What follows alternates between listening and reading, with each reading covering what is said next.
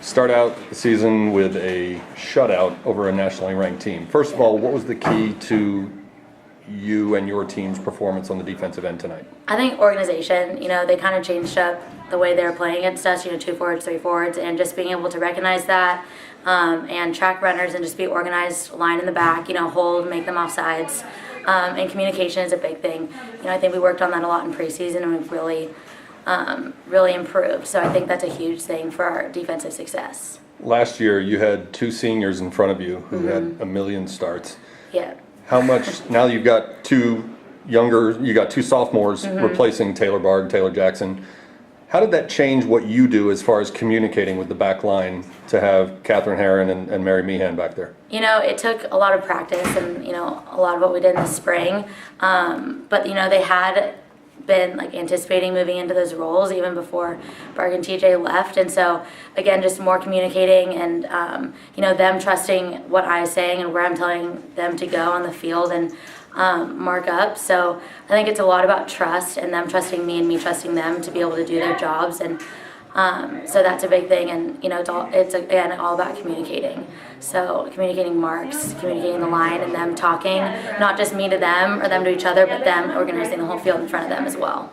All right, obviously you had the best seat in the house. What did you think of their first starts?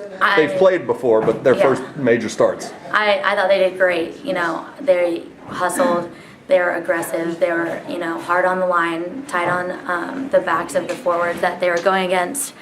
So they were really tough back there, and they weren't afraid of a little contact, and they pushed back just as much as they were getting pushed on. So I think with a team like Arkansas, that was a huge key for us with not being bullied per se or pushed over, but being strong back with them as well. So they did a good job holding their own and playing like they've been playing this position for a long time. Arkansas was big. They had, I think it's 9 players who are 5'9" or bigger. Yeah. A lot of tall targets in front of you on corners and other set pieces. How noticeable is that for you from your end? Do you see a difference against really big teams like that? We have a lot of really big players too, and me having Claire in the middle is, a huge bonus for me because I know where her area is to get the ball, and then I just clean up the rest.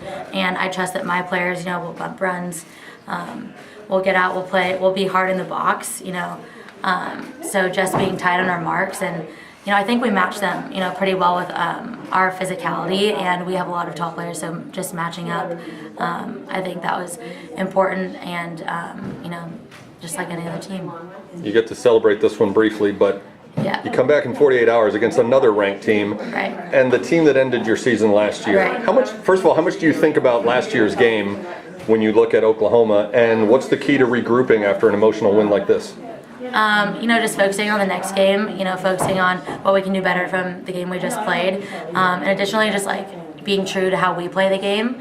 And again, it's going to be an emotional game because, again, like you're saying, how they ended our season, but that just means we have something to prove and something to show them that, we are good enough to beat them, and we have the ability to do that. So just coming out strong and reviewing this game, moving on to the next. We're 1-0 now. Let's be 1-0 on the next one.